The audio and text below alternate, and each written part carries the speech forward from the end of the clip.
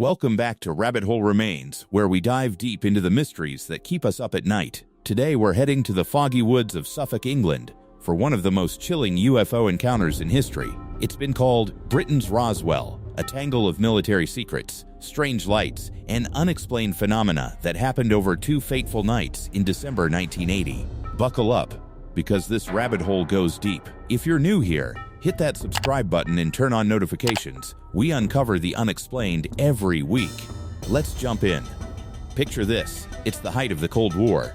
Twin U.S. Air Force bases, RAF Bentwaters and RAF Woodbridge, sit on the edge of Rendlesham Forest. These aren't just bases. They're stocked with nuclear weapons, guarded by elite security.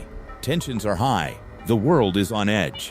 Then, in the dead of night, on December 26, 1980, something bizarre happens. Around 3 a.m., a security patrol spots strange lights plummeting from the sky into the forest. At first, they think it's a downed aircraft, maybe a crash. Sergeant Jim Peniston, John Burroughs, and another airman grab their gear and head into the woods. What they find isn't wreckage. It's a glowing triangular craft, about 9 feet across and 6 to 7 feet high, metallic with colored lights pulsing red, blue, and yellow. The thing's hovering silently. No engines, no heat signature, just an otherworldly hum. Peniston gets bold. He approaches, touches the surface. It's warm, smooth like glass, etched with strange symbols that look like hieroglyphs. In later accounts, he claims he received a download of binary code, ones and zeros flashing in his mind, which he scribbles down in his notebook years after the event. As they watch, the craft lifts off, maneuvers through the trees like it's dodging branches effortlessly, and shoots away. Nearby farm animals go berserk, howling in panic. The men are left stunned, back at base by dawn, sworn to secrecy. Note that initial reports didn't mention touching the craft or binary code. These details emerged decades later. But that's just night one. Word spreads quietly among the ranks. 2 days later, on December 28, Deputy Base Commander Lieutenant Colonel Charles Halt gets involved. Skeptical but curious, he leads a team back into the forest, armed with a Geiger counter for radiation and a tape recorder. And folks, that tape? It's gold. Halt's real-time audio log of the chaos. Halt's team detects radiation at the landing site, readings slightly elevated but consistent with background levels like 0.03 to 0.07 milliroentgens per hour. Then the lights return. Here he comes from the south. He's coming toward us now. Now we're observing what appears to be a beam coming down to the ground. This is unreal. 330, and the objects are still in the sky, although the one to the south looks like it's losing a little bit of altitude. We're turning around and heading back toward the base.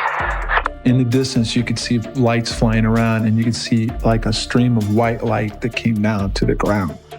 A red orb dances through the trees, splitting into multiples like it's playing tag.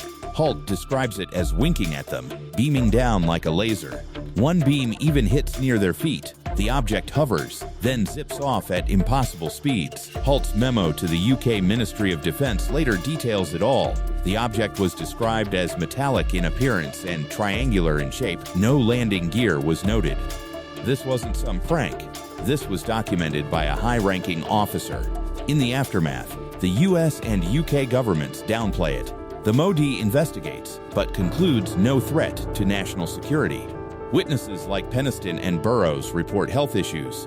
Burroughs even wins a VA claim in 2015 for radiation exposure linked to the event, including heart and eye problems, marking a rare government acknowledgement. Peniston's binary code? When decoded years later, it allegedly points to coordinates like High Brazel, an ancient mythical island off Ireland, and messages about exploration of humanity from the future, like origin year 8100. But skeptics call this a later fabrication, as it wasn't in original reports. Mind-blowing stuff, if true. But questions linger. Interrogations follow. Some say with sodium pentothal, truth serum, though unverified. Files go missing. Halt stands by his story to this day, calling it unexplained, but his former commander, Colonel Ted Conrad, disputed the more dramatic claims in 2010. So what really happened? Theory 1. Extraterrestrial visitation. The craft's maneuvers defy physics, hundreds of Gs, no sonic boom. Military nukes nearby? Maybe ET was checking us out. Theory 2. Hoax or misidentification. Skeptics point to the Orford Ness Lighthouse, whose beam flashes every 5 seconds and could mimic lights through trees, especially from 5 miles away. The initial descent matched a bright fireball meteor over southern England, or maybe it was a Soviet spy drone, or even a prank by British SAS troops testing the Americans, though a 2018 SAS prank claim was later debunked as a hoax itself. Theory 3. Secret military tech. Black Project aircraft? Time travel experiment? The binary code hints at future humans, but again, that's unverified.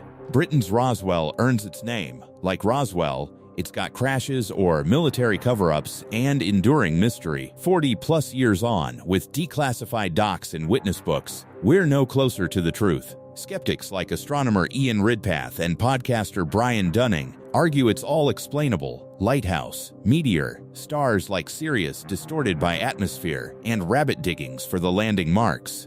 No hard evidence of a craft, yet witnesses insist otherwise. Rendlesham Forest now has a UFO trail with sculptures. Tourists flock there, hoping for their own sighting. What do you think? Alien craft? Government experiment? Or just lights in the night? Drop your theories in the comments below. I read every one. If you enjoyed this dive, smash that like button, share with a friend who's into the weird, and subscribe to Rabbit Hole Remains for more unsolved enigmas. Until next time, stay curious, stay skeptical, and remember, the truth is out there. Or maybe right here in the rabbit hole.